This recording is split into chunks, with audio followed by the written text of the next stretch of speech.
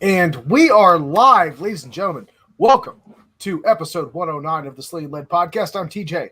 And I'm Ken. And joining us tonight in the hot seat, actually a returning guest, the one and only Lee Weems. Lee, welcome back, man. Hello, sir. How are you tonight? I'm good, brother. I'm good. So, Lee, of course, you know, the show's grown a little bit. It has been a hot minute since we've had you on the show. So why don't we kind of run it back a little bit, and why don't you explain to everybody listening who the hell you are? Well, I am Lee Weems. I have been a peace officer in the great state of Georgia since 1999. For the last 13 years, I have been with the Oconee County Sheriff's Office, which is in Northeast Georgia. The last time I was on, I was the chief deputy. However, my sheriff has retired and the new sheriff has come in, and we did fruit basket turnover in the administration. So now I'm full-time training director, and I'm enjoying a much less stressful life. I am actually enjoying getting off work at a certain time each day and not being on call. I've done everything in the law enforcement career, up from patrolman to training officer to detective to, was in the administration for 12 years. And then now the full-time training role. I have my own training company, which is called First Person Safety, because I just couldn't think of anything better. Everything else has been used well. And I have my own podcast, That Weems Guy, that you can find on all the podcast feeds. And I'm also doing really well, man. Yeah, it is. It's already it's up into the top 5%, which means it's me and 140,000 other podcasts right there in that neck and neck. So it's doing pretty well. It's growing really, really, really quickly from what I can see in the numbers. I'm also on staff. I should say I'm on staff with the Range Masters, one of the 5 staff instructors there. And I'm one of the handgun combative certified instructors. Very, very cool. So what about you, TJ? What's been new in your world? I hope they know who you are by now, but we got one can hope.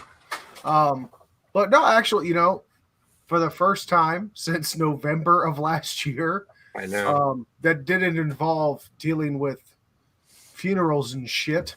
I actually got to take a vacation this weekend. So Friday and Monday, got the hell out of Dodge, took my Jeep off-roading with the family, stayed at a nice little, I call it a resort. It had more than just a kiddie pool. It actually had some pretty big slides and stuff, so the kids had a really good time. And I left my damn phone off and in the hotel room practically the entire time. So I did everything I could to disengage and disconnect, which is kind of counterintuitive for, your friendly neighborhood beat pooper.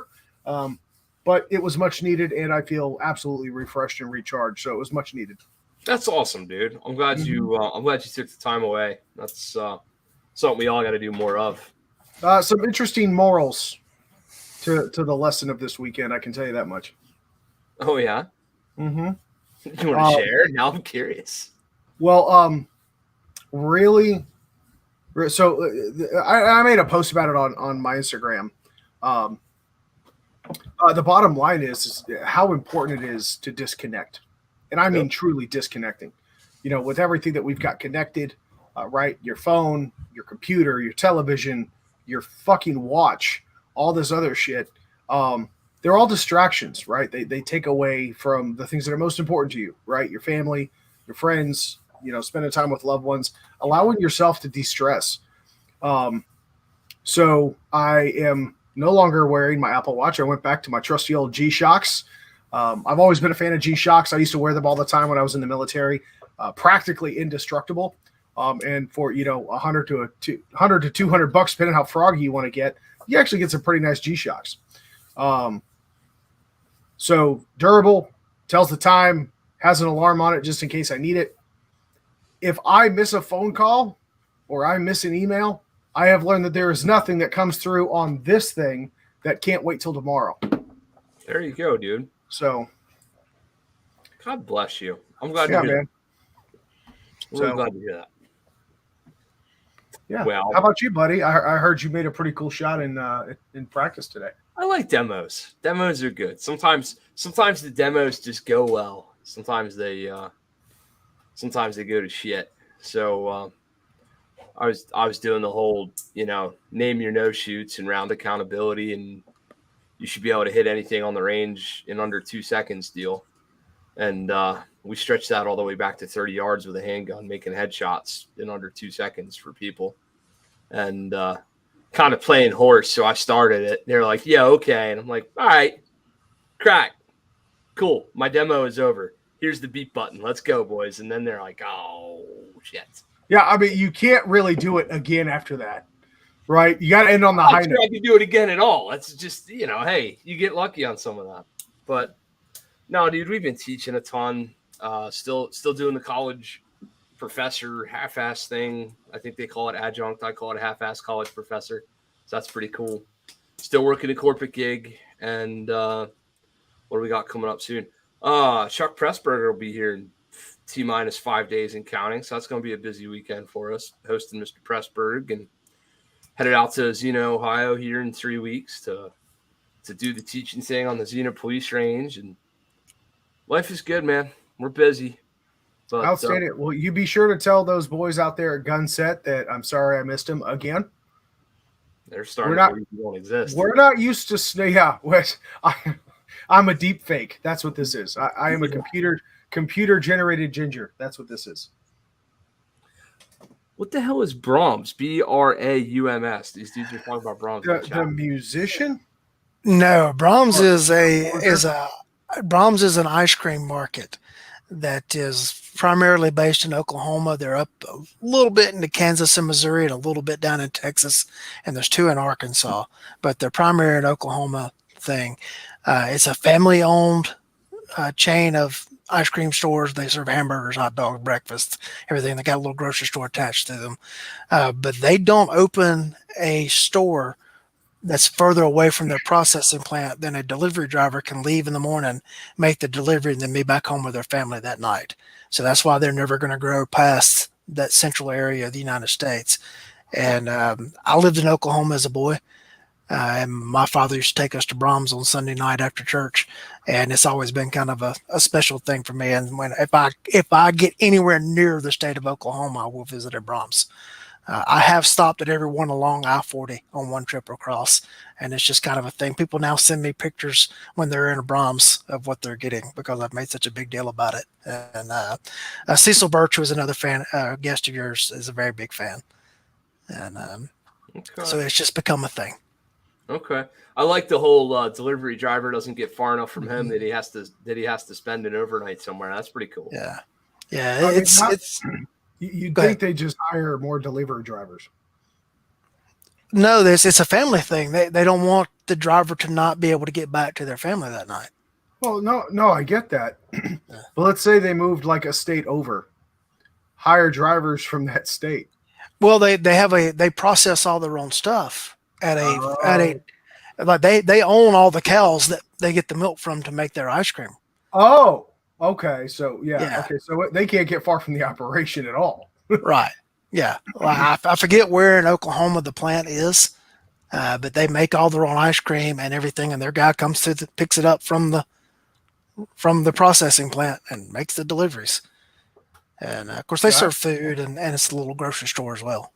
But they are all over, except Oklahoma. They're about as far south as they get is Dallas. And I think there's one in Springfield, Missouri. There's a couple in extreme western Arkansas and a few in southern Kansas. Okay. Okay. Now, for them to go through that much effort, now I feel like I have to try it. Yeah. My favorite is the peanut butter cup ice cream. Cecil's a butter pecan guy. I'm right. He's okay. I'm right. He's okay. All right. So that's the T-shirt for the night. I'm right. He's okay. Go ahead and scribble that down. That's pretty good. So we're here to talk about the most obsolete, most useless, least reliable, silliest, most terriblest idea for the tactical, defensive, fighting, shooting, hunting carbine that ever did exist, the Levergun. There's absolutely no history to Leverguns. They didn't do a shitting thing to help the West. The Civil War, nothing, no show. Go home, everybody. Good night. Anybody believe me? No? All right. So we're going to ask Luis. I mean, I could play devil's advocate if you want. But. I'm trying. I just can't because they're damn cool and I like them and I want to play with them. So Lee, why don't you lead us in with a little bit of your background on the lever gun, and don't start with, well, I was 4 years old and Grandpappy hit me with one of Brahms, and like, when did you get serious about the lever gun as a fighting tool? How about I change my question? Actually, I have to actually start it with one of those kind of stories. All right, go ahead. I knew it. And I sometimes get very emotional when I tell this. I mean, no disrespect to your family when I make jokes. Yeah. I was 14 years old, and my father went into the hospital for a very serious issue. He went for a checkup at his doctor, and they loaded him on an ambulance and took him to a hospital, and he didn't make it home for another 2 weeks, and then was pretty laid up for a while after that. While he was in the hospital, we had 3 mares that were due to foal. My father had a first cousin that he was very close with, to the point they were 3 months apart. They grew up like brothers, and that cousin came to check on things around the farm each day to make sure I was okay. And after the first few days of him realizing that I had everything under control, I didn't see him anymore. He quit coming. And one day he shows up with a Marlin Glenfield Model 30 in 3030 and hands it to me and says, "I'll tell your daddy you're ready for this." And I've been a lever gun guy since that moment. Of course, I liked them from watching all the Westerns and stuff growing up and everything. But to me, that's when it just cemented. Like, that was the elders of my family saying, this one's okay, he's going to make it. And so I've been a lever gun guy ever since. Kind of a funny, people ask, do I still have that lever gun? And the answer is no. His daughter got married and wanted to go deer hunting, and they were like, "Hey, can Paul use that lever gun, that 3030 to go deer hunting?" I was like, "Sure." And so I handed it to him, and I haven't seen Paul with a rifle since. I don't know what happened to either one of them. And so I was a junior in high school at that point, and I saved up my money, and my father took me to a gun shop in town, and we bought me a used Marlin 336, and I still have that one. Very, very cool. That's a neat story. So Pops was okay after a couple weeks. Yeah. And all the animals survived. Yeah, for the most part. Yeah, there you go. Yeah. Farm didn't burn down. That's pretty cool. If you're gonna tell a Lee Weems country fried story on the air, that's a good one to tell. I like that. That's pretty good. So transitioning into your, it's at some point in the next decade or so, I imagine you got into your law enforcement career. And at what point did you start to see the lever gun as a viable tool, like for real? Well, I went to the police academy in '99, and I did not own a centerfire rifle other than that Marlin 336. And as world events began to unfold and you began to see more and more high-profile incidents, and of course you got to understand this is also during the magazine ban limits, the so-called assault weapons ban, and you could only get 10-round magazines for stuff at the time. Well, I'm sitting there thinking, well, what's the big deal about it? I've got a 7-round lever gun sitting right over there that I can do pretty good work with. It's all I had, centerfire rifle, for a long time, and I just learned how to use it. And early in my law enforcement career, I went to a shotgun school, and I came back and I said, you know what? There's not much difference between the lever and the pump. They load into a tubular magazine and everything. And so I began experimenting with the shotgun loading techniques and adapting them to the lever gun. And that's kind of how I developed my doctrine of it, as using it as a fighting tool, so to speak. So the lever gun's really just a shotgun without multiple projectiles. To a large extent, a lot of the same techniques work. Right. If you've been through a shotgun school and you've been taught shoot one, load one, yep, you can do that same thing. I set them up the same way. As far as loading condition. Okay. Hammer down on an empty chamber, fill up the magazine. Okay. And if you have to grab it and deploy it, you pick it up and you run the action. And that's what loads it. And from then on, it's shoot one, load one. And to the audience, what we mean by that is for every round that you fire, as soon as you have the opportunity, you shove that many rounds back into the magazine to keep it topped off. In the continental United States, and in the traditional civilian engagement, you're not going to see a point where you ever run out of ammo with that. Very cool. So let's hit some of the big kind of easier questions right off the rip. We won't play like hypotheticals. We'll just talk about me, right? So I've got 3/4 of an acre in central Pennsylvania, neighbors all around. The biggest problem I'm ever going to deal with is a meth head. I'm probably not going to be.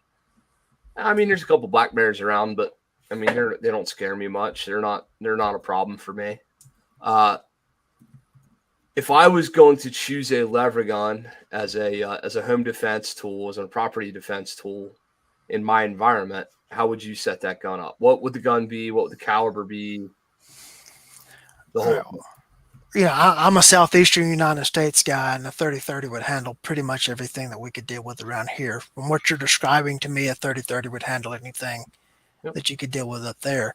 And naturally, that's where my mind tends to gravitate to, is either a Marlin 336 or a Winchester 94 and 30-30.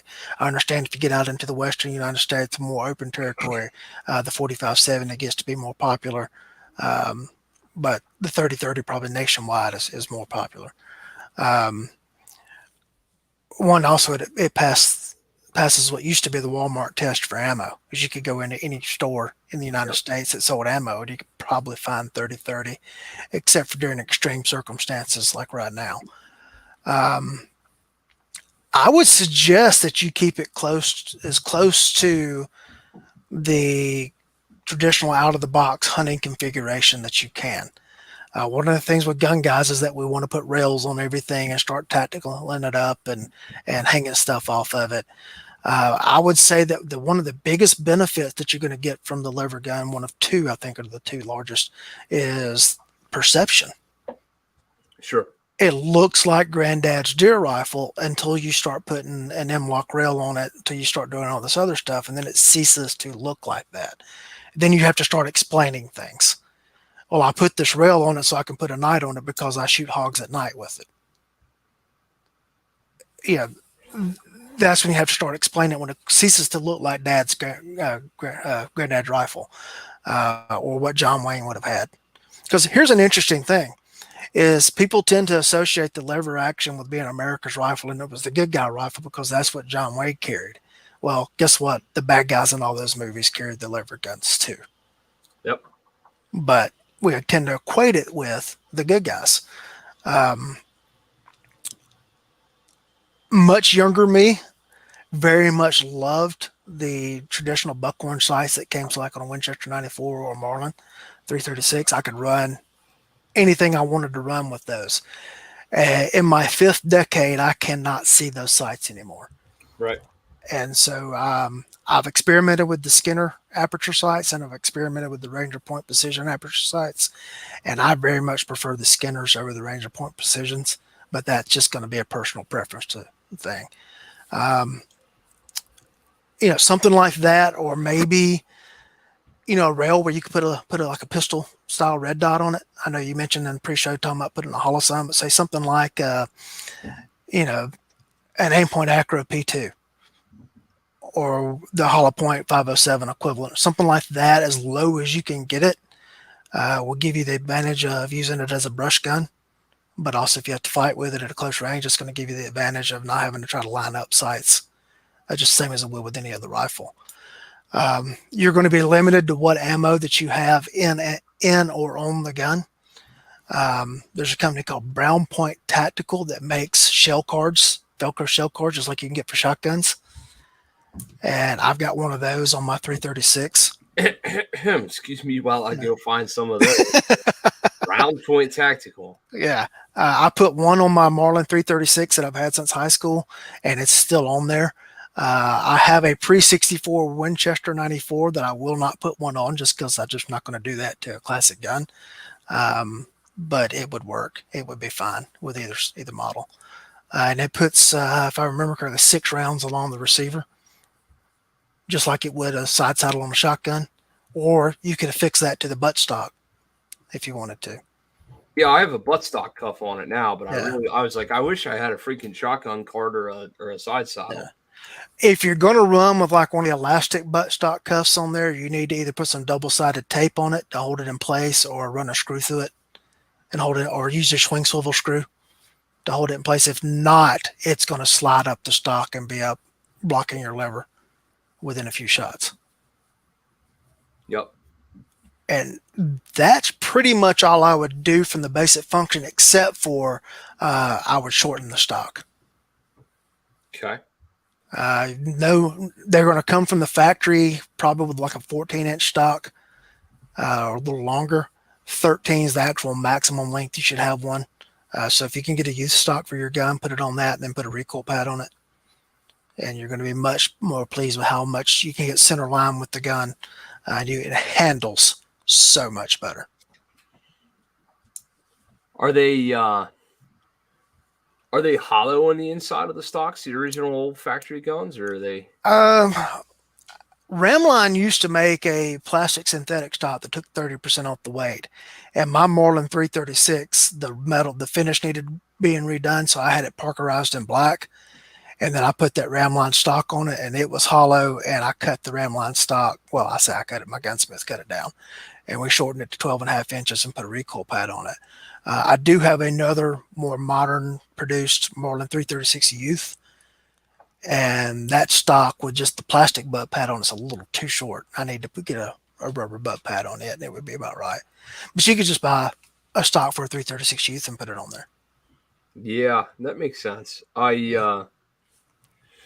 mean, I'm not afraid to just go out to the freaking bandsaw and cut the stock down and screw the butt pad back on, Yeah. There's plenty of replacement stocks out there. If it's not an heirloom, doesn't matter. I mean, there's two. I've got two of them, right? I've got Daddy's gun that was the heirloom that that's in the back left corner of the safe. I've shot it a half dozen times since he's been gone. That kind of thing. This one's the one that I kicked around in the deer woods with as a kid. I figure I might as well use it for something, set it up right. Yeah. What about white light attachment for a lever gun? That's going to be your biggest problem. Yep. The easiest way to do it is to go to Ranger Point Precision and get one of their M-Lock rails, right, and replace your forend and put it on there. But as we've already mentioned, that is going to do away with some of the appearance or perception benefits. You already said you put one of those or excess rails on yours. Mm-hmm, I did. I would just use something like a Viking Tactics mount. Yep. And just run like a Surefire G2 or something like that off of it. Yep. Your Scout Light, one of those rails, and just attach it to the Picatinny along the top. Yep. It's going to be your easiest way to get a light on it without doing all the other stuff. How about like a 2-point sling attachment? The Marlins are typically going to come from the factory with the stock's going to have an inlet already drilled in it where you can put the sling attachment. And then you can some of them have a barrel band sling attachment, or you can buy these little clamps that clamp on around the mag tube that have a sling attachment to, but you're going to be with traditional 2-point carry. It's not going to be like one where you can carry across the body on. I was thinking of screwing a sling swivel into the side of the stock.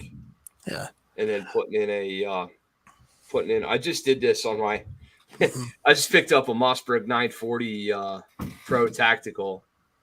And I couldn't believe they didn't put a QD swivel on the damn stock. So I said, well, fuck you, Mossberg. I'll put one there myself. So I did, and it worked. So yeah, you could screw that in. The only problem is that unless you get a side mount for the sling for the front attachment, you're going to get some roll on the gun.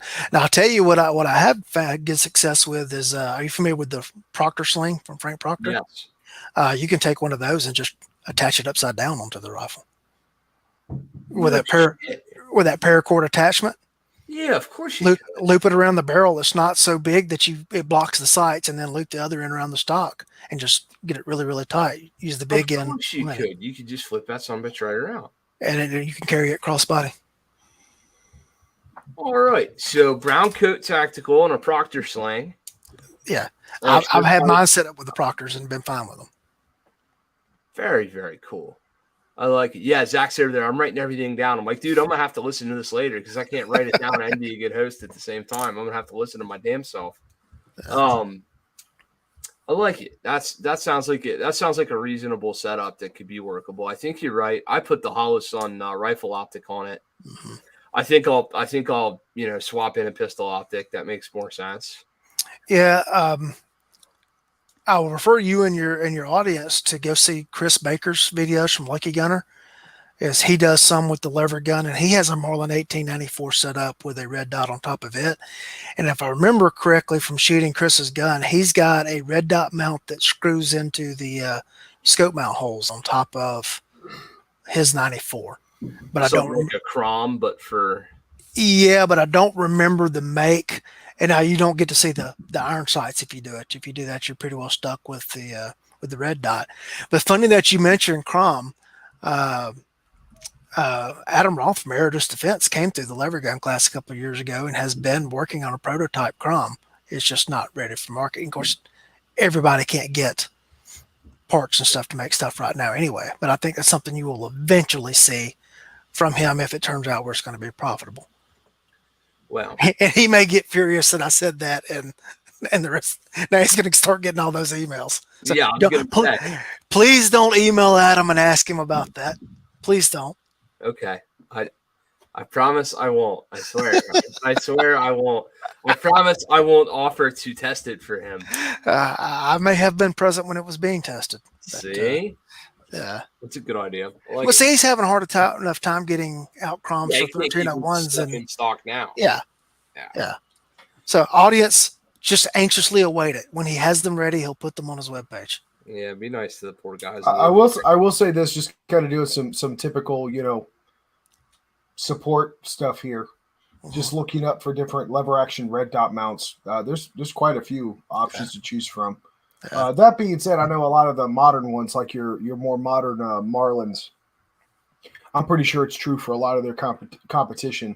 A lot of their guns, they're coming. It's still a wood stock, but it's got some type of like a Line-X coating over the wood, right, to weather it, or to weatherproof it. Yeah. But they're also coming with like extended rail systems out off the top of it. Yeah. So there's plenty of rail space to throw a pick rail mounted pistol sight. Honestly, Lee, I like the idea of the pistol sight. I've run a few lever guns in my life that actually probably wouldn't be opposed to picking another one up. But yeah, I feel like that rifle sight it's widening the profile a little too much. Yeah, years ago I played with the concept of trying to do like a lever action scout rifle.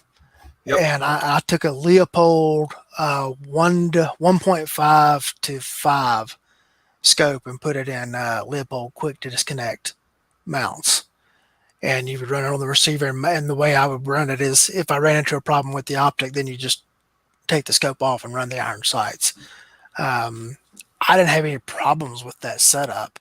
But, that's one of the things where the technology is now you can get true 1 powers. Mm-hmm. And so something like, say, the Steiner 1-4, if you wanted to put it on there, but to me, it just kind of upsets the balance of the lever gun. Yeah. And it's going to depend on what you want to use the rifle for, too. Yeah. I was just thinking, what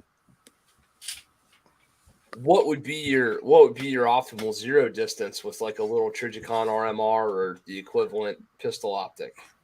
I would probably zero at 50 just because that's the best my eyes can do.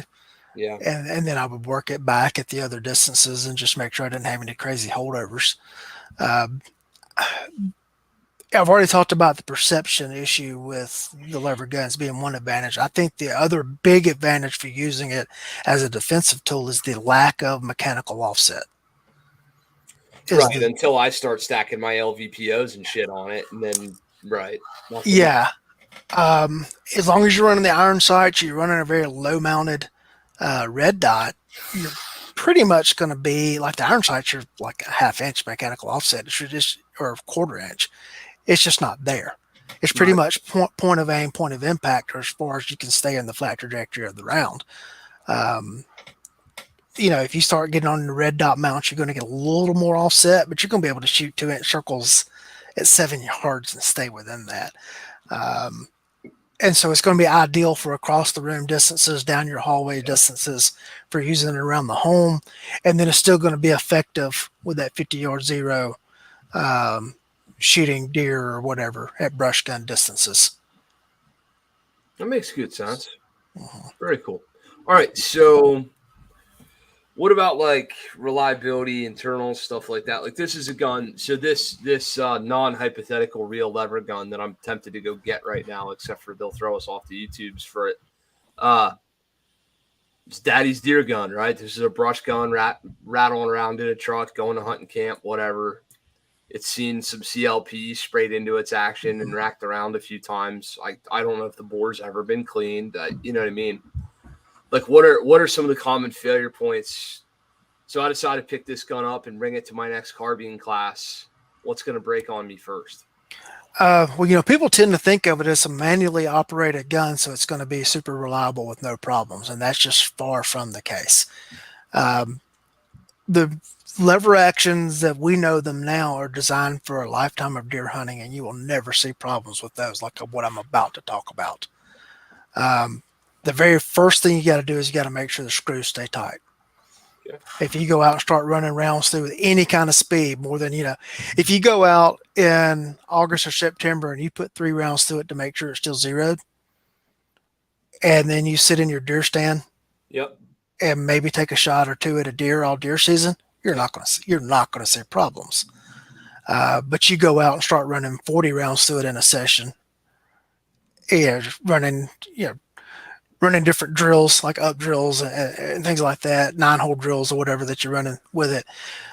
You better get a screwdriver out and start making sure those screws are tight. Are you guys familiar with Daryl Bulkey? Yes, sir.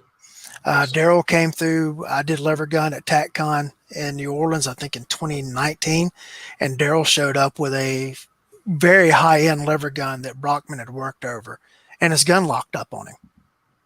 And we were doing 40 rounds of fire that day. The culprit was one of the screws had come out a couple of turns.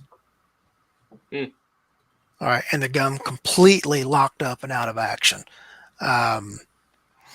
In the Marlins, there's a thing called the Marlin Jam that became well known when all the cowboy action shooting became popular. There's a way when you run the action, there's a piece that scrapes against the carrier. And then when I talk about the carrier, that's the part that when the round comes out of the tube magazine and then the carrier comes up and then the bolt comes forward when you run the lever and feeds it into the chamber. There's a piece in there that rubs against the carrier and it wears a groove in it. And eventually it gets to where if you run that lever really hard, it lets 2 rounds come out of the magazine. And you remember when all the fuss about the Beretta 1301s when they first hit the market, that jam, if you hit the bolt release incorrectly, the backside, it's exactly that problem. Yeah, it's the same thing was happening to Mossberg 930s, the predecessor to Kent's new shotgun, right? Yeah, you see it quite common in your any we'll call it sub Beretta 1301 grade, current Beretta 1301 grade, semi-auto shotgun. So anything that's tubular fed, is susceptible to that. Actually, if I remember correctly, just to sidetrack a little, one of the reasons that I think was it the Remington 870. I want to say it was either the Remington 870. It was one of the Remington guns, I want to say. But in their shotguns, one of the reasons they were so popular, they mitigated or minimized the likelihood of that. I don't know if you would call it a double feed or whatever, but double rounds coming out, more than the expected rounds coming out of the mag tube, was they had 2 shell catches. Yeah. They just doubled up the shell catches. So, but yeah, that will lock a gun up really fast. You think it's hard to clear a traditional double feed? Yeah. Now you can't even get your fingers in there to free them up. I can't imagine how tough that would be in a Marlin. You're not going to do it in the speed in which a fight's going to be over. Almost better off flipping the thing around and using it as a damn club. Yeah, or dropping it and going to a pistol, one or the other. And that's presuming you got a pistol on. If somebody kicked your door in and you grab the lever gun that's sitting beside your bed. You can replace the carrier. provided Brownells has them in stock, but they're well over $100. Yeah. Okay, you're looking at a huge percentage of the price of the gun when you have to do that. There are some people on the cowboy action side that take them and re-weld them and repair them. But you got to know to do that. Your gun's going to be out of action while that's happening. With the Winchester 94 design, the weak point is the extractor, and you just never know when it's going to go. Yeah, that's the one that's got that weak spring steel clip around the bolt. Yeah. Right. Yeah. I believe there's a Marlin's borrowed from that design as well, haven't they? No, because the Winchester, you have the whole top end is open. That's right. And the extractor sits on top of the bolt. I think the Winchester is probably less prone to problems than the Marlin is. And it's counterintuitive because you look at the Marlin and say, well, it's got the solid frame, so it's not going to be as weak. But it's the carrier problem with the Marlin. It's not the bolt issue. Right. The advantage to the Marlin is that you do have the top strap on the frame that you can put optics and stuff on, and with the Winchester, you don't have that top strap there. So either you're mounting forward on the barrel or you're doing an offset mount. Or you're finding yourself a really skilled gunsmith that can actually put one of those newfangled Winchester 94 mounts on top of it. And let me tell you what, when you're trying to drill and tap holes on either side of, what is it, just over an eighth of an inch thick, if that, piece of steel, good luck, buddy. And I know there's the 94 angle ejects and everything like that, but if I'm having a Winchester, it's a pre-64, and I'm not going to be in all that. Right. With the Marlins, you want to look for one that is stamped JM on there. That seems to be the dividing line. I do have what I thought was going to be the perfect lever action fighting gun. I actually traded into this. It was a Marlin 336 Youth model. It's a 16-inch barrel with a Youth stock. And that thing is short on both ends. And I thought, wow, this is going to be perfect. Until I took it out and shot it. And in 5 rounds, the metallurgy on it's so bad that it burned your hands. Gotcha. And like I say, you take a 13-year-old out and put them in a deer stand, and they shoot 1 or 2 rounds at a deer maybe in a season, they're never going to notice that. Right. Now, the day that I did it and shot it and tested it, I was in Virginia doing a lever gun class, and it was in the 90s. And running a 5-round drill from that gun, it was so hot, I had to put it down. So this begs a question while we're on the topic of Marlin, because you mentioned the JM stamp, right? Kind of being that dividing line. Have you had a chance to play with any of the new Marlins? I think it was Ruger that bought them, wasn't it? Yeah, Ruger bought them. I have not had a chance to put my hands on anything from them yet. I would like to think that with Ruger involved, that they're going to build them robustly. So right. I have high hopes. And, one of the things I'll say about this too is that when I wrote my first lever gun article, I think it was back in 2014, was during one of I think it was right after the Sandy Hook issue. And you could not find anything, quote, black rifle that wasn't an NFA in a store. They were just all gone. But you could walk in and find racks of lever action guns. And that has now, 10 years later, has flipped. It's hard to find a good lever action in a store anymore. Why do you think that is? Because I've noticed that too. I've walked into stores where I've witnessed customers trying to unload, an extra AR-15 or black rifle that they've had, and the gun store won't take them. They're like, "Look, dude, look at our wall. We can't sell these things fast enough. We're not going to sink more money into your used one." But they've got lever guns that are, maybe a couple on the rack, right? Why do you think that shift happened? Well, one is Marlin went out of business. Winchester no longer producing the lever guns. Whatever's happened with Winchester, and there just hasn't been the production there. Whereas, how many different companies make AR-15s? Yeah, it's true. Oversaturation of the market. Yeah, and you also look at the money. Back when I wrote that first article, I went into a nearby gun shop and there was a double rack of Leverguns available, and you could get them down for up under $300. Oh yeah, that price does not exist anymore for a lever gun. No, to find like a JM stamped 1894 right now, you're going to be paying $900,000.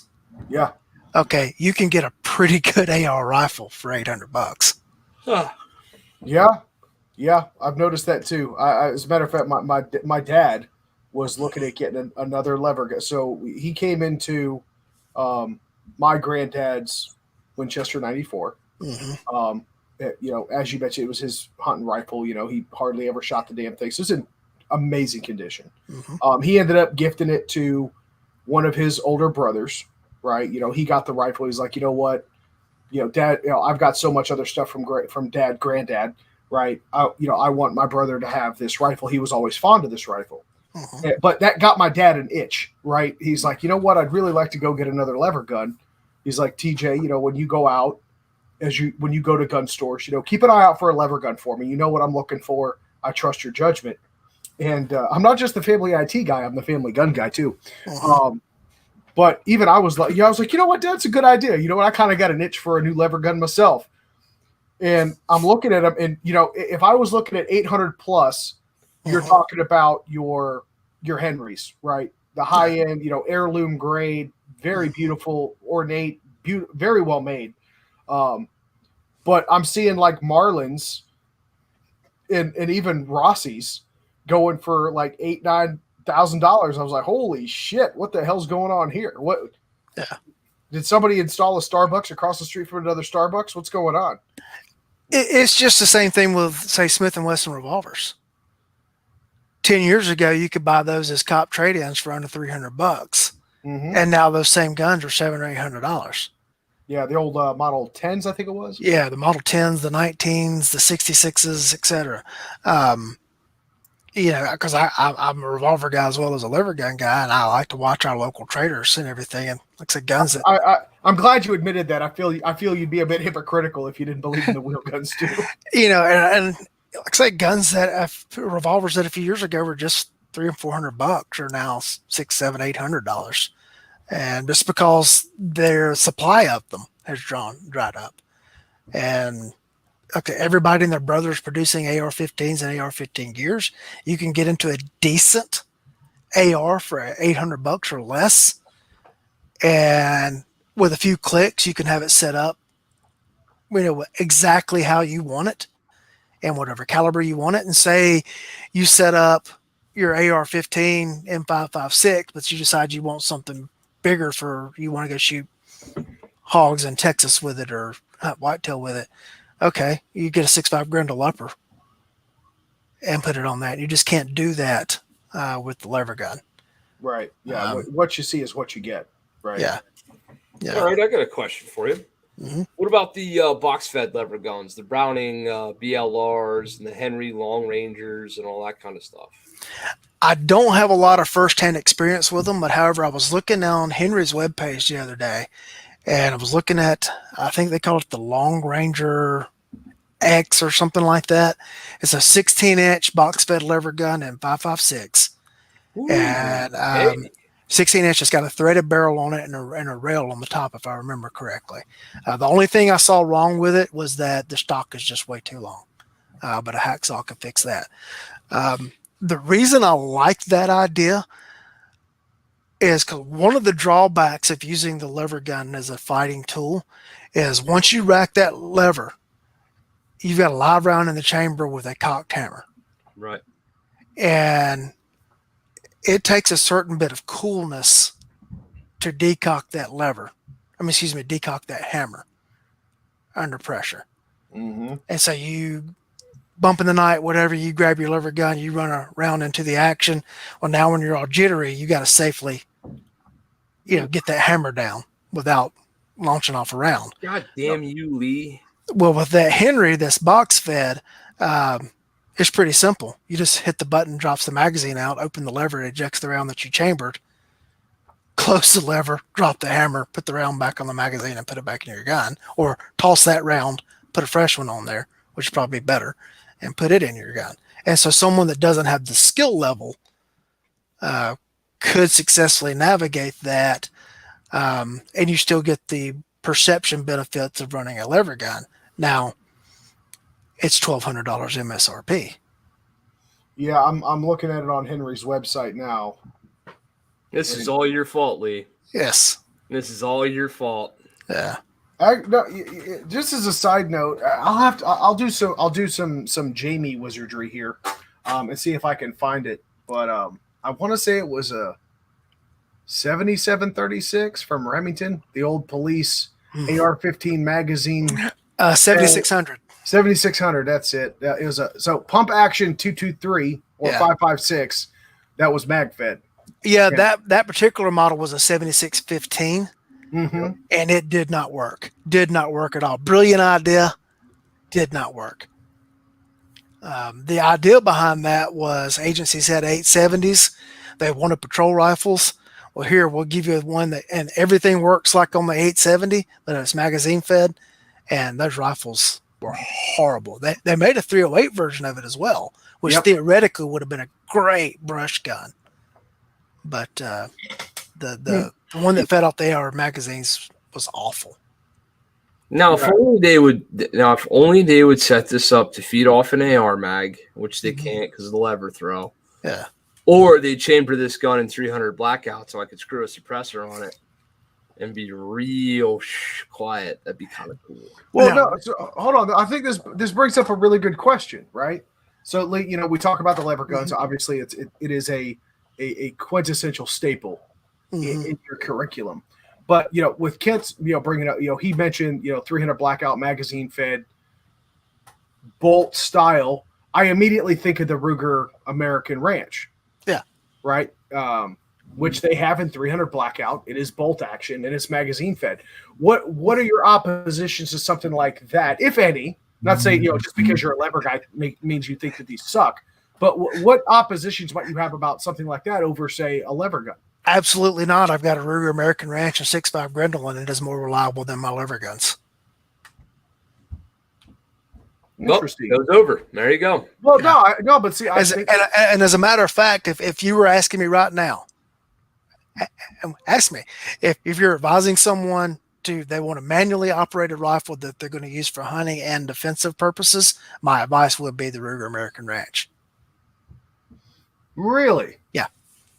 So pivoting into the follow-up question here.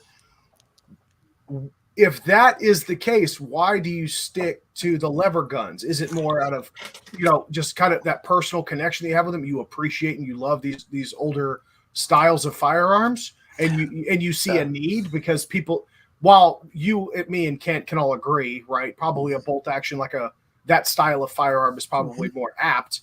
It certainly meets the aesthetics criteria, the optics, if you will, of not being very threatening, et cetera, et cetera.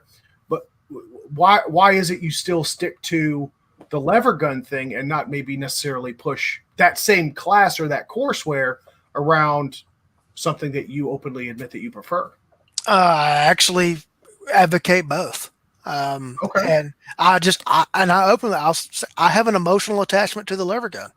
Right. When I was 14 years old, one of the elders of my family put one in my hands. He didn't hand me a Ruger American Ranch. They didn't exist yet. Right. No, it makes perfect. Look, that's an absolutely adequate answer from my perspective. Yeah. Right. From a mechanical standpoint, I think you're going to be better off with the Ruger American Ranch. Okay. Yeah. I have one in 6.5 Grendel. I swapped the stock to a compact. Now in the catalog, they don't make the 6.5 Grendel in a compact stock, and they don't sell the compact stock as a separate item.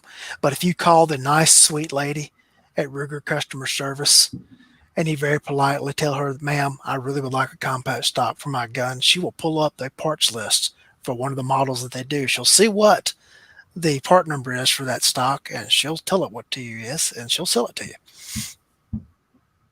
I need to get her number. So now hold on. This is the great thing. By the end of the show, Kent's head is going to explode, and he's going to throw up all over the place because he doesn't know now if he wants a lever gun or a new Ruger American Ranch. So here's the thing. I have a Ruger gun sight Scout that I just set up.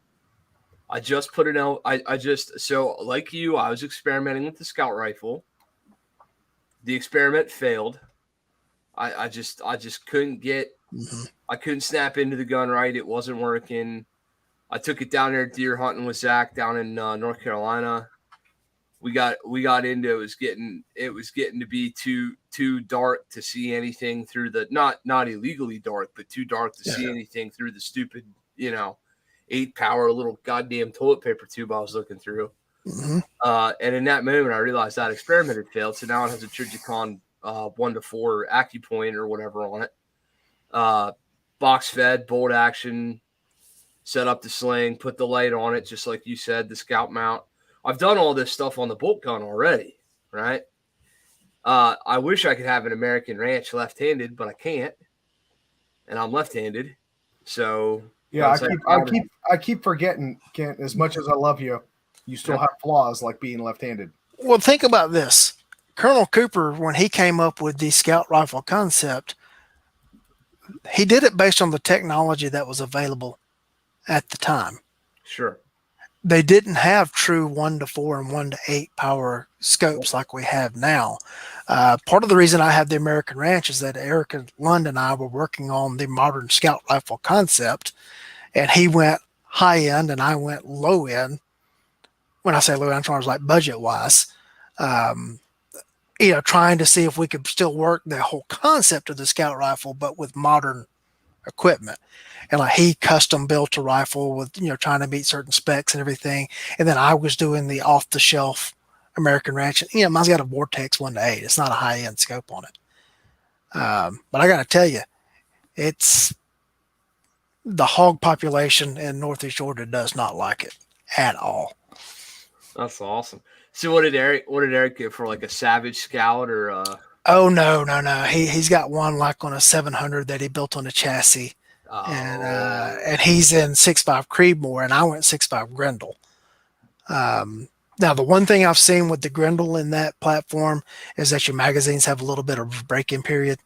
I have not tried it in 5.56 or 300 Blackout because, one, I needed a caliber above what 5.56 or 300 Blackout would provide for part of what we were doing. Number two is I have a bunch of ARs in 5.56. If I'm going to shoot something with 5.56, I'll use one of those. I have an AR in 300 Blackout. I didn't need a bolt gun in 300 Blackout. So I did mine in Grendel. I think you're probably going to get a little better feeding out of one of the other ones, maybe, until it breaks in. I think in the bolt gun, you're going to be better off with a single column magazine on an AICS or whatever the acronym is, magazine, than you are an AR style, though. I would agree with that. Yeah, the AICS mag works pretty good in the gunsight rifle. Yeah. Now, for the speed of the first few rounds that you've got in the tube, you're going to be much faster with the lever gun than you will be with the bolt gun. But I think the bolt gun's going to be less prone to mechanical failure. At least that American Ranch is. Well, do you feel like that speed would be made up for in volume of ammunition? Yeah, if we're talking the communist hordes are coming over the horizon. Yeah. Well, why else are we doing the show? The communist hordes are always coming over the horizon. Yeah, but if we're talking about the meth heads coming through your door, you've got enough rounds in a 336 or an 1894 to deal with that. Oh, no, they're resilient bastards, Lee. Yeah. I just, in domestic, typical domestic United States encounters, you're going to be fine with the capacity that you've got in a traditional lever gun. Right. It makes good sense. And here's the thing is, if you're wanting one that you can use for, I want to go hunt with it, but I want to be able to defend my family, and this is what I can afford. But like I say, for a lot of years, that Marlin 336 that I got in high school was my only centerfire rifle. I finally gave in after the Katrina stuff, and I picked up an SKS surplus rifle and one of those crappy, what was the company that was importing the AKs, and they drummed out the thing to try to make them work with the Century Arms AK, and I had problems seating the magazine with my AK, so I got rid of it, and eventually I got rid of the SKS, And when I went to work for an agency that had AR-15 patrol rifles and I was going to be responsible for teaching them, I bought my first AR. And, and I've since traded and upgraded on those. And AR's fun. And it's kind of funny and ironic in that I would prefer to, if I had to fight in my house or around my house, I would rather do that with one of my Leverguns. But I'll go shoot hogs with a 300 Blackout AR all day. Shooting hogs is one of those things that we just don't have a problem with up here yet. You will. Yeah, give it time. They're breeding like ticks. If you see them, kill them. Right. Without prejudice. If you see them, kill them. They will multiply in such crazy numbers and start destroying property. And that's the thing is there's a neighboring property owner in the neighboring county to where I work that was having a huge problem. We were going out and helping him. Yeah. And, I heard numbers, something about billions of dollars in damage to farms around the United States. Oh yeah. And it's kind of a cool, just an aside in the way that he did this was he found a church, and I believe they're all Filipinos. And the church comes out and sets up on the day we're shooting hogs. And we're shooting them, and they come around with a tractor, and you get out and throw them in the front end loader, and he takes them back around, and the members of the church, they dress out all the hogs right there, and he digs a pit, and they throw all the entrails and all that kind of stuff in the offal over in that pit, and they take the cuts of choice meat that they want, and when we're done shooting for the day, they just push the dirt over the pit, and all the people leave with the meat, and it's a food bank for their church. So that is the most goddamn country fried. I'm telling you, Lee, you need to bring a little Jesus and moonshine onto the show every couple months or here. Yeah, that's America, man. That is America. You get a bunch of rednecks sitting around shooting pigs and hogs so that a church full of immigrants can eat. Right. That's right. You ain't gonna see that north of the Mason-Dixon all that much. Yeah, that's for damn sure. Yeah, and it's America, man. That's awesome. That's. I want to come down and do that. I will say that before they started to come set up on the actual property when we were doing it, we loaded a truck with like 30-something pig carcasses and drove through town in the middle of the night with them on there so much that the thing was weighted down, and that kind of drew some attention. And so that's when we decided we needed to come up with a better plan. I'll send you that picture. It's kind of hilarious. That's awesome. Yeah. We should make that the thumbnail for this episode. It's a stack of all. Well, it's kind of fun. In one of those shoots, my former sheriff, I love to pick on him about being the children of illegal immigrants. His family were British supporters in the War of 1812. Oh, geez. And we're in New Orleans, and when the Redcoats lost that, they got on a ship and sailed around and went to Nova Scotia. And during World War I, his grandfather illegally immigrated back into the United States to work in a torpedo factory. And that's how his father was born here, and then he was born here. The rest of their family is still in Canada. And they had an 1894 produced in 1907. And oh gosh, I can't think of the caliber, but it's not one that's common. It's the cowboy action guys will run it and everything. And when Canada started going nuts with their gun laws, whichever family member had this 1894, and it was the family rifle. Whoever needed to go hunt and kill something to eat, they came and got this rifle. Whoever had it shipped it to him here in the United States, and he took it on one of those hog hunts. And slayed a few hogs with it.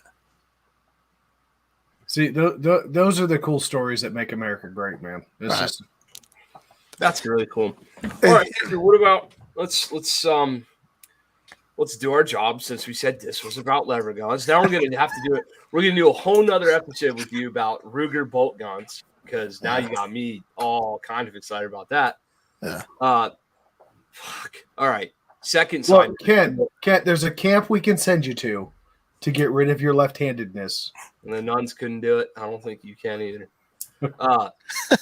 James's first gun, my little dude, is the Ruger American Rimfire. Mm-hmm. My son is not 3 years old yet and has already shot his Ruger American Rimfire. Mm-hmm. Right, little 1 to 4 on that with the Sling Swivel Picatinny and a little flashlight on it, and one of them little Bowers Biddy suppressors, and the whole, Mama's got the garden outside out there. This thing's gonna murder some rabbits here in a couple weeks, I guarantee you. I'm all about those Ruger bolt guns. They're a lot of fun, and having the kids out, that's cool stuff too. So let's be fucking serious, since we said we'd be serious and learn some stuff. Who said we'd be serious? I tried. I don't know. What about lever guns for law enforcement use?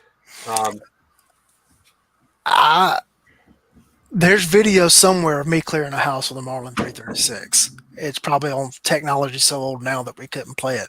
I don't know how many different versions of body cameras that have been out.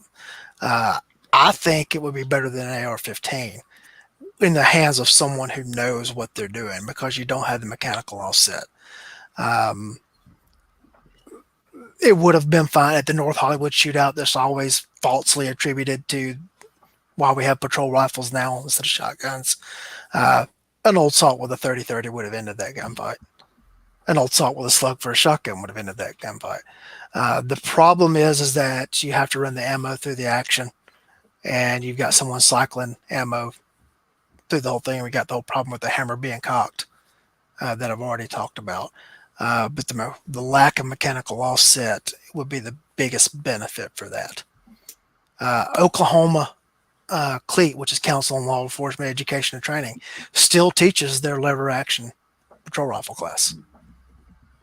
What, from a law enforcement perspective, what calibers are you seeing them run? Are they leaning more towards the PCC, or are they doing 30-30 like you're recommending?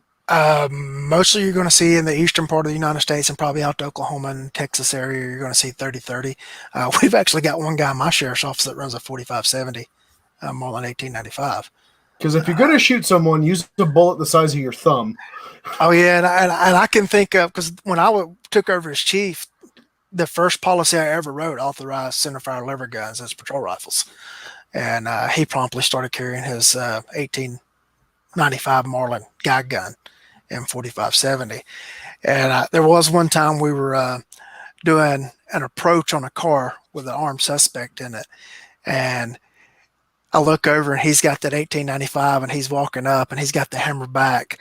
And I look around and a deputy has swung around to the other side of the car and has set up a crossfire situation. And I am screaming, wave off, wave off, wave off. We've got a big problem, because I could just picture that 45-70 round going right through that car and getting him. Yeah. I would say, just for the folks at home and those listening, right?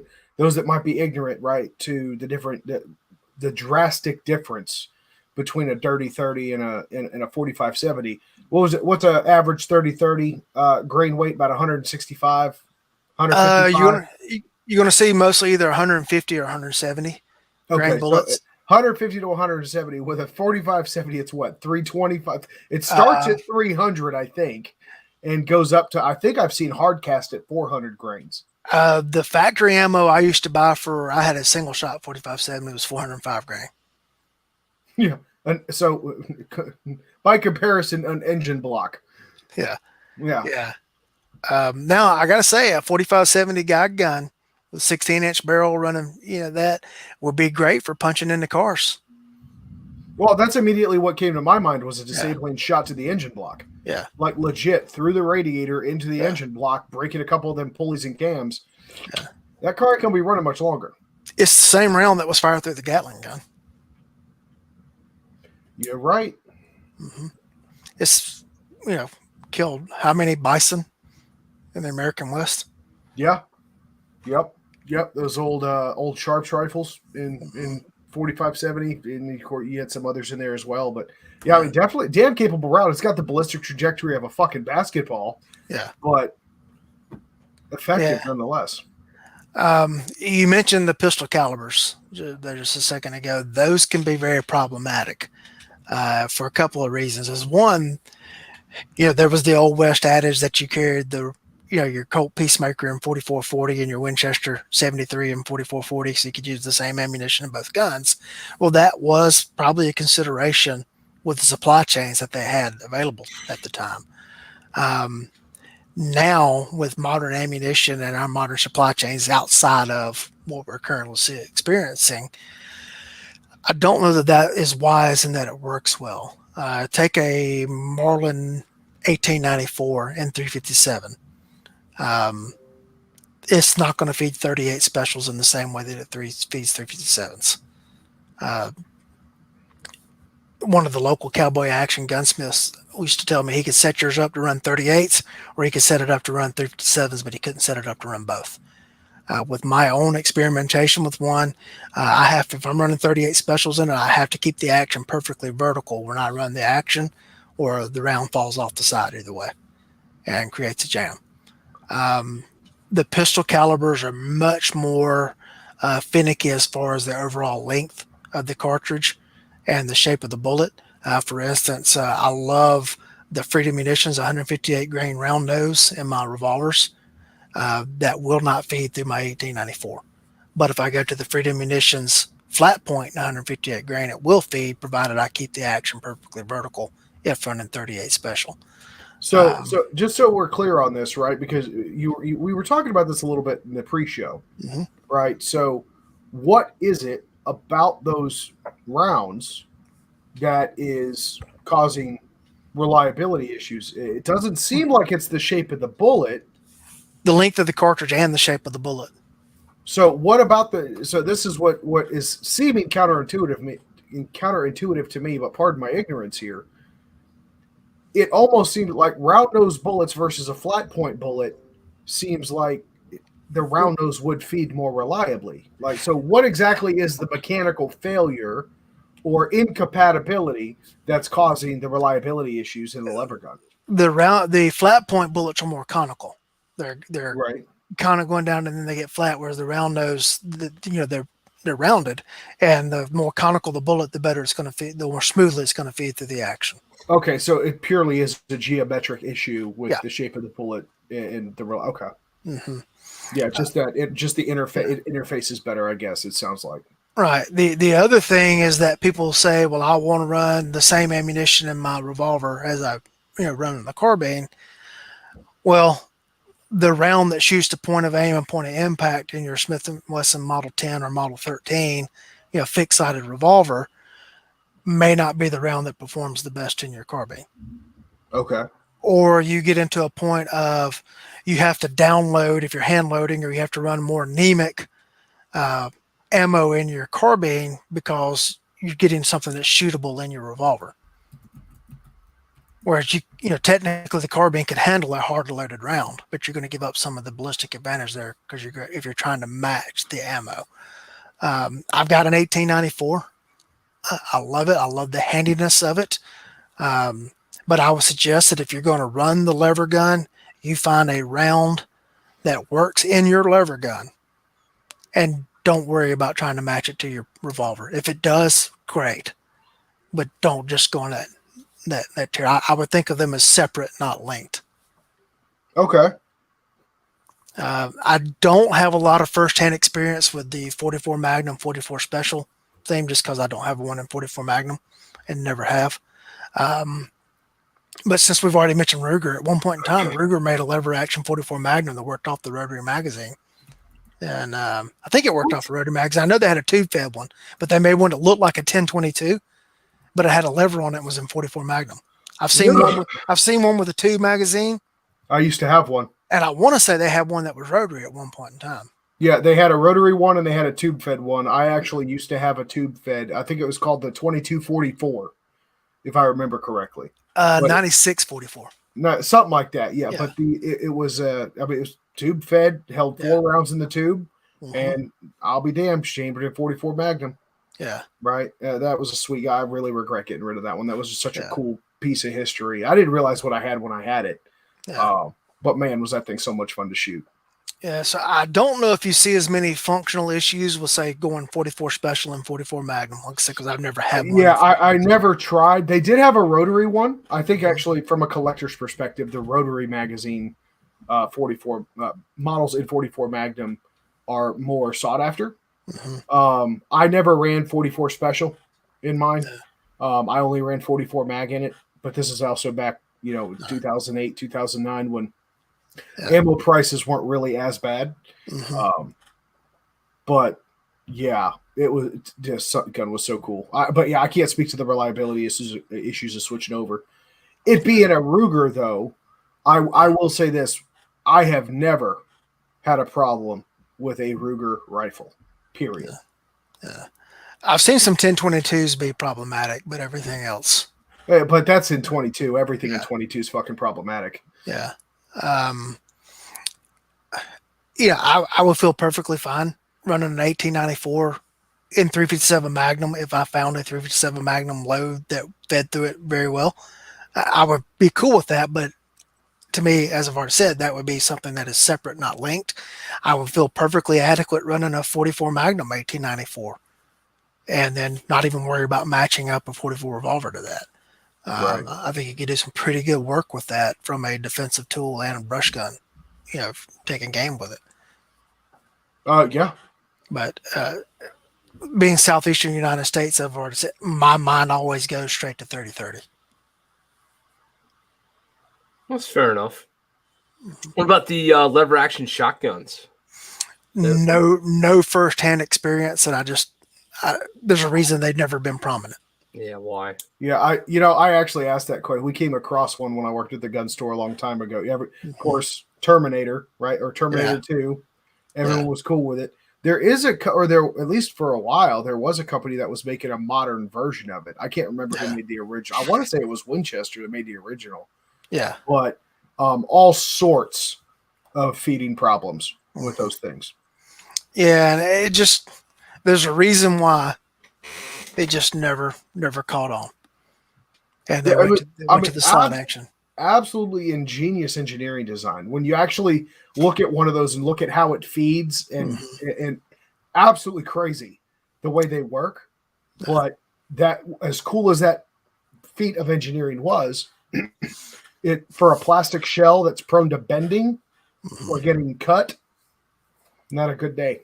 Well, of course, you also got to look at when the 1886 shotgun was designed, it was all either paper shells or fully brass shells. They weren't plastic ones.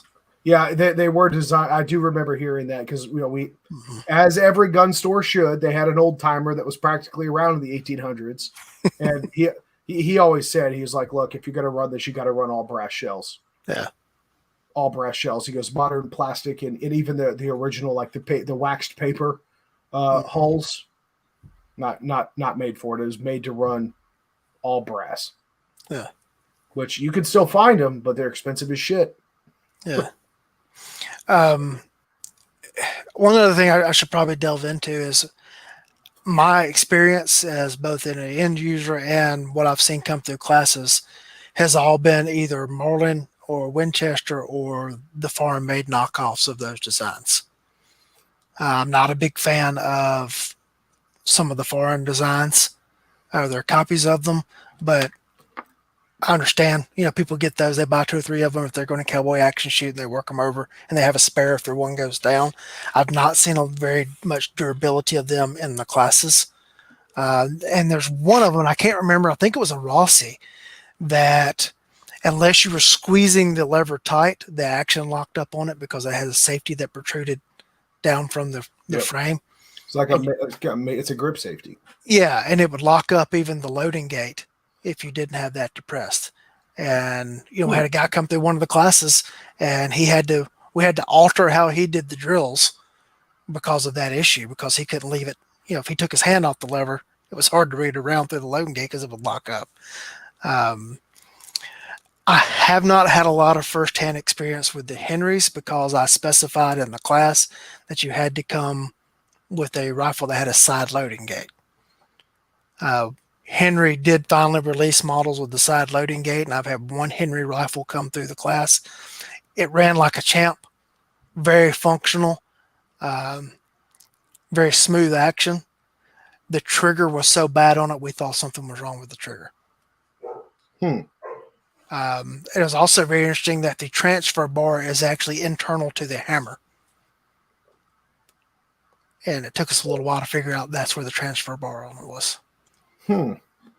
Yep. Yeah. So for those playing the home game, the transfer bar that Lee's referring to, if you look at traditional hammer-fired firearms, right, like the Smith & Wesson Model 10s or any of the Model 1 asterisk, whatever it was from Smith & Wesson, old Colts, things like that, there's an actual hammer spur, which is your firing pin, or there's a firing pin built into the hammer.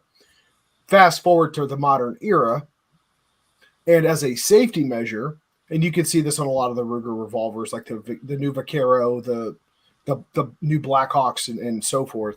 When you pull the trigger, there's actually a bar that it's a flat piece of steel, comes up in between the internal firing pin and the hammer. When the hammer falls, it hits the transfer bar, transfers the energy into the firing pin.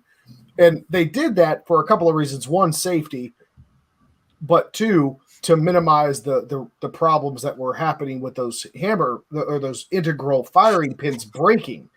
Right? That's why you always hear the old adage, you never dry fire a revolver. That actually comes from those older revolvers with that hammer mounted firing pin. It's not really an issue with modern day stuff, but it's another piece of it is another point of potential mechanical failure. Yeah. See, I know a thing or two. I've seen a thing or two. Yeah, I don't know whether anything can be done for those Henry triggers. I would like to have a Henry and play with it. I just have not invested the money in it. If Henry would, want to sponsor some gun guy and let him do some work with it, maybe. But I've got a 336, I've got an 1894, and I've got a 1894 Marlin and an 1894 Winchester that meet all my needs. So I haven't gone out and bought the Henry. It's funny, the lever action class generates more conversation than anything else in my lineup. I get probably more emails about it, podcast requests, etc. on the Levergun stuff. If I go to anywhere like a tactical conference or whatever, people come up and ask about it. The classes just don't sell. But I'm going to go on a limb and say that's probably because just what the current modern popularity is with, if it's not a black rifle, magazine fed, semi-automatic, gas operated, cool guy thing, it's not gaining enough traction. Some of that, I just don't think the numbers of them out there that there used to be. And it's like one thing, I've done it at, you mentioned TACCON, I've done it there a couple of times, and it was a big hit because the 18 people in the United States that wanted to take a fighting lever gun class showed up at TACCON and took the class. But getting 18 people to travel to an open enrollment lever gun class is a pretty hard sell. I did one in Virginia a couple of years ago that sold out, but that was in the middle of their legislature was talking about going very, very stringent on outlawing all the black rifle stuff. And so there were people panicked and they were trying to look at, well, what can we do? I have a couple of times combined lever gun class with the shotgun class, and that's gotten the numbers up some where all the shotgun guys shot on steel, all the lever gun guys shot on paper. And unless they were shooting pistol caliber, then they could shoot the steel. And gotten the numbers up for that. But I've actually taken it and made it into a contract only class in my lineup because I've scheduled it a few times because I get 8-9 emails about when are you going to run your next lever gun class, and so I schedule one and I end up blowing a range date because it doesn't sell. So if you're out there and you want to have a lever gun class, reach out to me. We'll negotiate a fee, and then you find 10 or 11 people to pay you and recoup your money. Well, there we go. Zach Cox says he's in. He says, Kent, let's get Lee to teach lever gun at TACCON this year. I know Frank's in. We can't do it at TACCON because you can't have center fire rifle at the Dallas Pistol Club. All right. Well, there you go. But Yadkinville, North Carolina is probably somewhere in the middle of all of us. So I'm inviting you to my good friend Tim Kelly's range. This will be fine. I'll just host you. It'll be all fine. It'll be fine. So you've got 3 seats sold so far. Hey, listen, Tim's like, hey, come on. It's perfect. All right. So Steve Darr's in, Tim Kelly's in because I said so. Zach Cox is in, and I'm in. So we'll each split the 10 grand because that's all the seats we'll sell, and we'll be at about 2,500 each. And Lee, I'm telling you right now, you better bring your fucking A game for $2,500 a copy. Yeah, sure. Yeah, absolutely. Yes. I see what just happened. Do you see what just happened? Mm-hmm. All right. Well, Tim, no shit talking here. If you get it going, I'll come on down and pay for a seat. We'll get it. We'll get her. I was gonna do the same thing up here. I was gonna say bring him on up here, but a lot closer to you than Kentucky. They're about 4 hours from me. I've been to the range once. Yeah, it's running the guns and running the lever guns really not that hard. I can show you a couple of handling tips that'll make it easier for you, in my opinion. And then in the reload drills, you're just adapting stuff that you would do from a pump shotgun over. But we've learned some stuff in some of the classes as far as like emergency loads and some best practices. And yeah, I've been encouraged to maybe put out a video series on it, like on YouTube and everything. And I've kind of thought about that just because the class doesn't sell, but I get so much, communication on it that I, maybe drop it out and generate some interest for the other stuff that's in the lineup. But you should have Trey help you make that video. Well, see, that's it. We can do that. Trey can shoot the video. Mm-hmm. And I promise, Trey, if you shoot the video when we do this class up there, I won't make fun of your glasses at all. I can't promise that. I'll still make fun of these damn glasses. I didn't say anybody else would not make fun of them. Right. I said I wouldn't make fun of them. Okay. Oh, here we go. So there's 4 dudes in for 2,500. This class is getting pretty good for you, Lee. I hear you. Steve D just said for 2,500 plus ammo and travel, do I have to wear pants? No, Steve, you don't have to wear pants. We will take your money. This is getting good. I like this. We're playing telethon for a Lee shot or Levergun class right here live on air. I like it. Yeah. So out of curiosity, because we are coming up on that 90-minute mark, Lee, obviously, I mean, I like you. I have a personal affinity for lever guns. Maybe not necessarily to the same degree that you do, but I certainly appreciate them.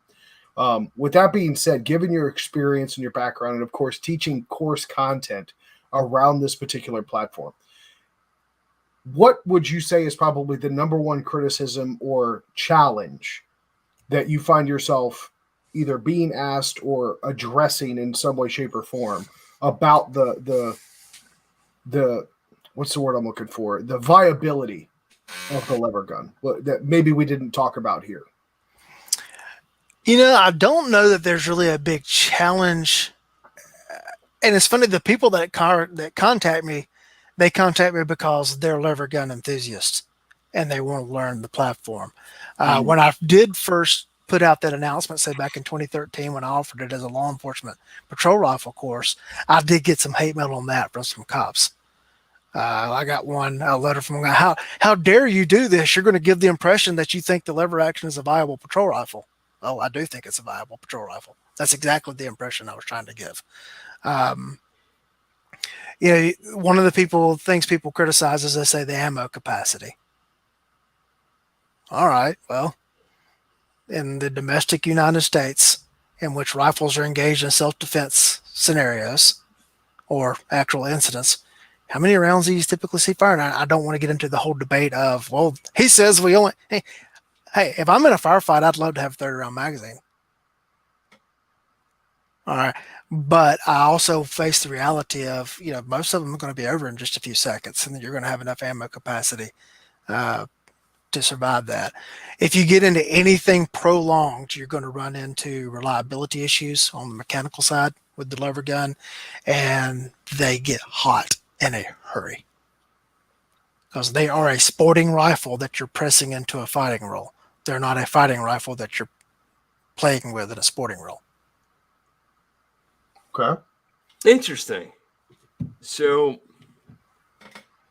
I mean, do you believe the design was a sporting design all the way back when it was was the original repeating lever gun that was? I mean, was that not a military thing? They've never really been truly adopted as a military rifle. Well, to some degree, but I'm like, we watch all the old cavalry movies and everything. The actual issued rifle for the United States military then was still a single shot rifle. You're talking about the old trapdoor Springfield. Yeah. There was some use of the Henry rifle in the unpleasantness of 1861 and 1865. I won't use that term that you used because that's a historically incorrect term. You did have individuals that used them throughout there. The Russian military actually adopted the 1895 Marlin with feeder clips on it for stripper clips and 7.62 by 5.4R. The 1894 has seen some military use in the Great War, which nobody who fought in the Great War referred to it as World War One while the war was being fought. Like the French Signal Corps, I think used some. I know they used some 1907s, but I think the 1894 has actually been used in some aerial combat from old biplanes shooting at each other in the Signal Corps days. The lever gun was just never really a military design. It's been pressed into that, but it's never been that design. Huh. I'll be very honest with you. I never saw it that way. When we went from single shot rifles, you did have that 30-40 Krag one and lever action for a little while, but basically went to a bolt action gun, straight from single shot rifles to bolt actions as a military rifle. Interesting. A historical perspective. I hadn't thought it. You always think of it as like the gun that won the West or whatever. It was this. Well, that was in private citizen hands. It wasn't in the militaries. Sure. It's just officers that could afford them bought them, but the troopers were fighting with Springfields. Yeah. Do you think it harkens back to the militia-esque era of the U.S. military where, yes, we have something we're going to issue you. Yeah. However, BYOB, right? Whatever you got, whatever kit you might have that might make you more capable, you are encouraged to bring it. And I would probably, if you were able to do an actual true study of it, there was probably more frontiersmen with double-barrel shotguns than there were lever-action rifles. But we've been educated by Hollywood that everybody had a Winchester 73, or it's funny you see these movies that are set in 1870 something, and they're running an 1892 carbine. Right. Yeah, it didn't exist then. Yeah, that's a common problem. John Wayne in a Union Army uniform marauding around the South in 1860 something with an 1892 carbine and an 1873 revolver, fighting William Holden for the love of a woman. Yeah, that's what Hollywood's taught us. Right. Hey, Trey's here. I just told him we pimped him out to you for. Perfect. Yeah. It's funny. You remember that old TV show Big Valley? You guys might not be old enough to. You might see it in your program guide on like the ISNSP channel or something like that every now and then. No, I missed that one, Lee. Sorry. Oh gosh, you got to go back and watch some Big Valley. Ran for 4 years, late 60s, early 70s. It was on in every afternoon when I got home from school as a boy. This same Marlin 336 got used by the bad guys in episode after episode after episode, and it didn't exist then in the area in which the show was set. Interesting. Very cool. All right. One last question for you, and then we'll move to wrap it up. There's been a tacticalization of lever guns of late, and there's been a smattering of YouTube and stuff coming out about how lever gun training is a new concept, or is being thought of as a new concept. Guys are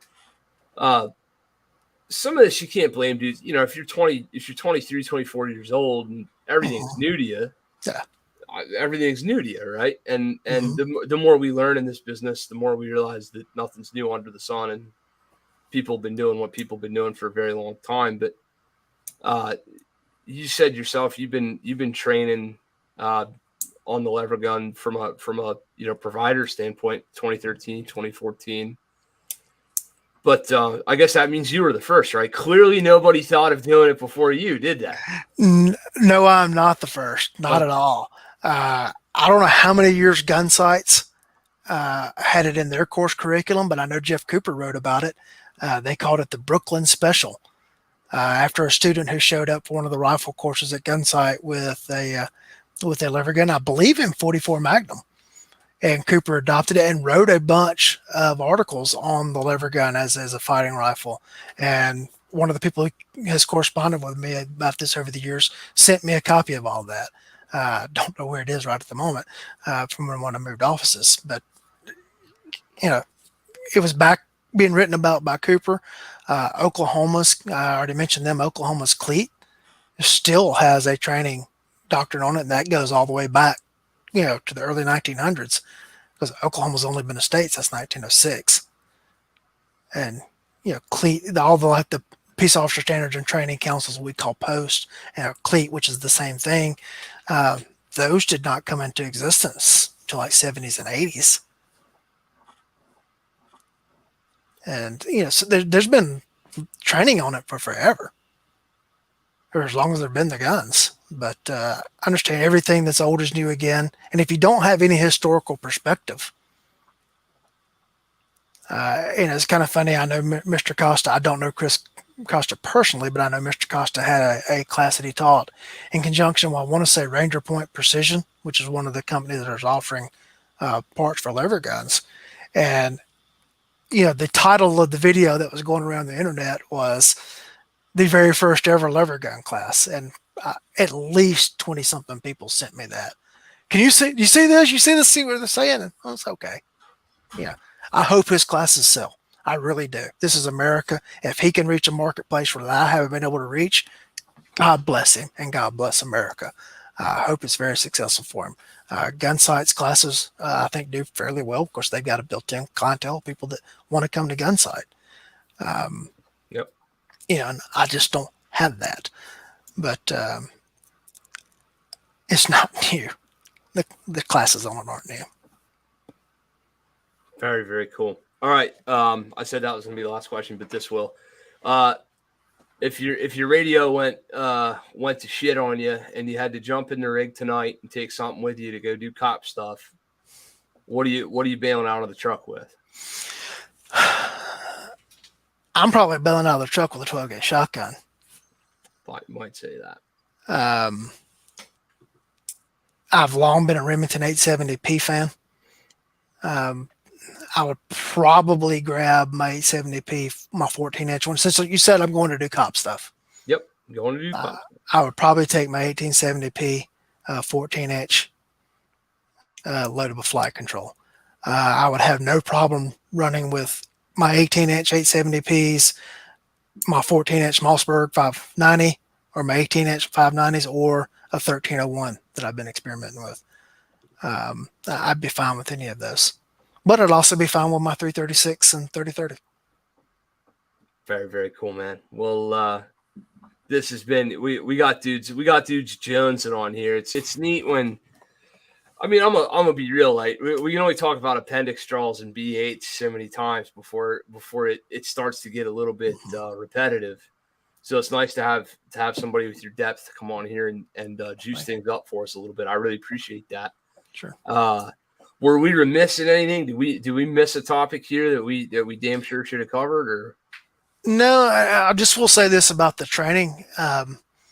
The lever gun class, I limited to 80 rounds max, just because the guns are so fragile. We start to see problems with them if we start to go more than that. From the heat and everything. So the training's not going to be a high round class at all. You're going to work a lot of drills and a lot of practice, but it's not going to be like AR where you're going through hundreds of rounds in a day. One of the other things I have to account for is one of you may show up with an 1894 and you're running powder puff hand loads through it that you shoot cowboy action with. But then somebody else shows up with, 1894 and 4570. or a 336 and 35 Remington. We'll give a shout out to Alan Sams of the old Civilian Carrier Radio Show. He showed up to the class with a 1 in 35 Remington, and he was done at 80 rounds. Yeah. I guess that's one thing we should mention too with the ammo. Some things that you're not going to see at the speed of deer hunting, problems will show up if you're trying to run it at speed of gunfight. But that's going to be more ammo related than gun related. Interesting. So as far as when you say Alan Sams, so I know I got you with Alan Sams. That boy runs some guns. Mm-hmm. When you're saying he was done, like recoil smoked him, or what smoked him? Yeah. Are we not? I mean, are we not able to accomplish the same thing in push pull and the lever gun as we are? Yeah, you can, but that 35 Remington's got quite a wallop to it. Never touched one off. Never shot it. I've shot 30-30. It's more than a 30-30. Okay. Oh yeah. Yeah. Yeah. There's a reason that his first modification was chop the stock and add a butt pad. Yeah. As a matter of fact, so there's an old piece of technology that I believe is still around today, and I've only ever seen it installed in one particular platform, and that was Leverguns. It's called a dead mule. It's essentially it's about the size of a stack of a roll of quarters, maybe a little bit larger, maybe like a quick stick, the quick steel sticks you see at the auto parts store, and it's filled with like a liquid metal. I can't remember if it's a mercury fill or if it's there's another one that's not toxic. But you drill a hole in the solid wood stock, slide and glass bed this thing in there, and it acts like a dead blow hammer. Mm-hmm. Right. So when you fire, it's not filled to capacity, but when you pull that trigger, it allows some of that kinetic energy that gets stored up into the stock of the rifle to be absorbed by the dead mule, and it does actually soften the blow. But you're adding a solid pound easily to the ass end of that rifle. Just pulled up some quick numbers. Like the Hornady FTX is a 200 grain bullet being launched at 2,225 feet per second. Okay. Yeah, in 35 Remington. That it's got kick on both ends. And then if you get somebody that's running a 45-70 or 40-60 or whatever, you got to account for all that. What I've seen at the TACCon is like some of the guys from out west showed up and they've got their hard cast bullets that they use for shooting big game, and they're fine for you shoot at a deer or an elk or a moose or something, and maybe you rack another round in. You start trying to run a 4+1 drill or something like that, those rounds tend to hang up. So I guess I should point out there, if you're going to use one for fighting purposes, I would suggest going with a factory load that's jacketed and do some testing to make sure it's going to feed through your gun. As you should with anything. Yeah. If you think you can just stuff any old thing in an AR and it'll be okay too, that's not always a thing either. So Right. If you're not testing your defensive ammo, I really don't know what to tell you. That's another show, I guess, but for sure. All right, man. Well, we're on the hour and a half mark, a little beyond it, probably. The drill. You're invited back. We can do more of this again. So, congratulations. You have signed yourself up for the shotgun episode coming up someday. And you have signed yourself up for the Ruger Ranch / Gunsight Scout Rifle class. Okay. So that's now on your to-do list and on your docket. Apache Solutions is now hosting you for $2,500 a head for 4 dudes for Levergun class coming up whenever Tim says so. Right. And Trey is now your video bitch, and you can send the bill to TJ. So I don't see any problems anywhere around. We solved all the world's problems in one night. Well, there you go. That's what a podcast is for. That's it. That's what a podcast is for. So you know the drill by now, or maybe you don't. Were we doing this his first time? We were. I don't think so. No, we weren't. No, we weren't. So here's the deal. Do me a favor, pick a charity, would you? We'll do the mingle. Okay. What is the mingle, sir? You've had Brian and Shelly Hill on, I think, previously. Of course, my with her thing. Half of the money goes to Rachel's Rest, half of it goes to something else. I taught at the mingle this past weekend, and thoroughly enjoyed. teaching that crowd. Brian Eastrich, who's host of the Off Duty On Duty podcast, asked me after the event. He said, "So what was it like teaching an event with 60 women?" I said, "It was just like teaching an event with 60 dudes. They paid attention to everything you said, and you have to allow time for them to take selfies. Nothing wrong with that. No difference." Nothing wrong with that. Okay, so the Mingle is our charity of choice. Mm-hmm. TJ's got our "I'm Right and He's Okay" T-shirt. I'm presuming. What is that? The T-shirt you did, or what T-shirt did you do for him? No, you have to visit the link and check it out. I do the links for a reason. Pull lever, squeeze trigger is what it says on my screen. I didn't even Ron Burgundy. He's got it flashing on the screen. I didn't even read it. Pull lever, press trigger. Well, this one's squeeze trigger. Okay, maybe he already drew the T-shirt up, so that's what you get. So if it's any consolation, it's pull lever, squeeze trigger, repeat. Okay. So the Lee Weems T-shirt of choice is the pull lever T-shirt, and the proceeds of that will go directly to the Mingle when they're sold. So if any of your crowd wants to buy some T-shirts or whatever, we'll just pass the money right on through to Brian and Shelley. Sure. That's pretty cool. Do us a favor and give us a little recommended reading. Not necessarily if you want it to be gun related or whatever, fine. But you're a professor of collegiate things yourself, right? You teach a little, so what should people be reading? I wish I'd known to prepare for that question. I would have come up with something really good to read. Actually, read the United States Constitution. You're only the second guy to say that, by the way. Gun people tend to focus on the Second Amendment and forget the rest of it. Yep. And here's if I could give a civics lesson really quick. Get after it. Go ahead. If the conversation comes up, saying, and this is an actual example, someone in the Rangemaster instructor group was posting how to get Rangemaster certified or recognized in Texas as an instructor development course. That's where you could teach the Texas law on that. And one of the readers of that said, "Well, we should contact Senator Ted Cruz." Ted Cruz is one of the two United States senators from Texas. He has absolutely nothing to do with the state law of Texas.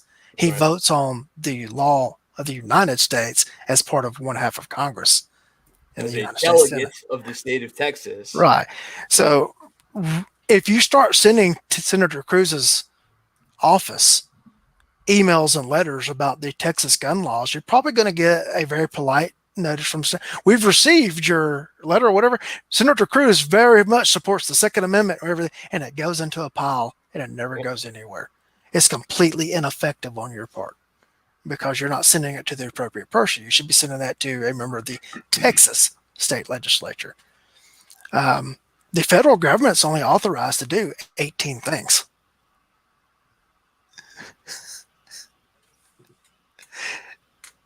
So maybe also your state constitution.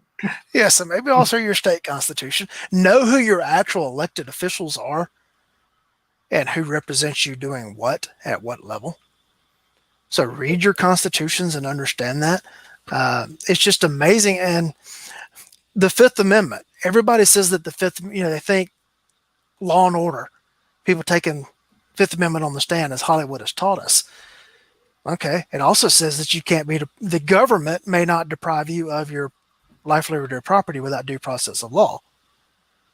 Well, the courts have ruled that a government employee is receiving that employment, that paycheck, which is their property, from the government. So they can't be deprived of that without due process of law. And so when you see so-and-so government employee is suspended pending investigation, is because they have to be given a right to force the government to prove that action against them.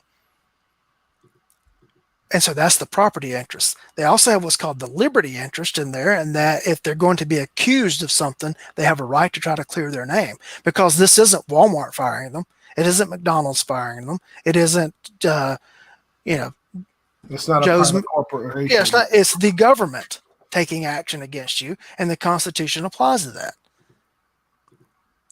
there's so much in there that people just don't realize and don't understand. So actually read the document.